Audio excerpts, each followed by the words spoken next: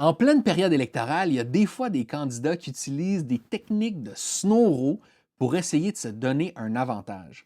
Une de ces techniques-là, très populaire dans les années 50, c'était de trouver quelqu'un qui avait le même nom que ton adversaire politique, puis de le convaincre de se présenter dans le même comté en tant qu'indépendant. L'idée ici, c'était d'essayer de mélanger les gens pour qu'il y a des gens qui voulaient voter pour ton adversaire qui allaient se tromper, ils allaient voter pour l'autre personne, puis comme ça allait diminuer le vote pour ton adversaire. Puis c'est exactement ça qui est arrivé à René Lévesque quand il s'est présenté pour le Parti libéral de Jean Lesage aux élections provinciales de 1960 dans le comté de Montréal-Laurier. C'était la première élection de René Lévesque, mais c'était déjà un journaliste très connu. Fait que c'était vraiment un candidat vedette pour le Parti libéral à ce moment-là.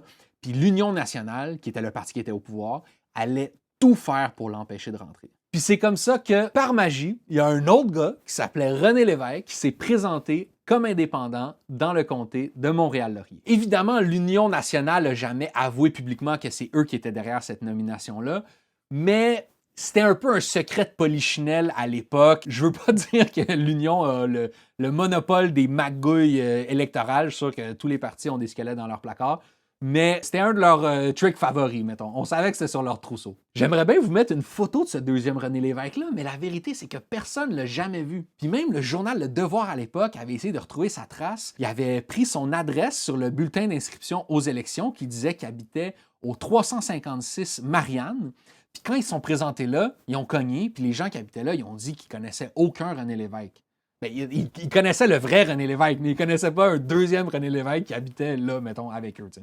Vous comprenez ce que je veux dire? Fait que le jour des élections, il y avait 4 noms sur le bulletin de vote. Arsène Gagné, qui était le député sortant de l'Union nationale, Jacques Tozy, qui était un autre indépendant, puis les 2 René Lévesque. À cette époque-là, on mettait pas les noms des partis sur les bulletins de vote, on mettait les professions des candidats. Fait qu'on peut voir imprimeur, assureur, journaliste, puis artiste.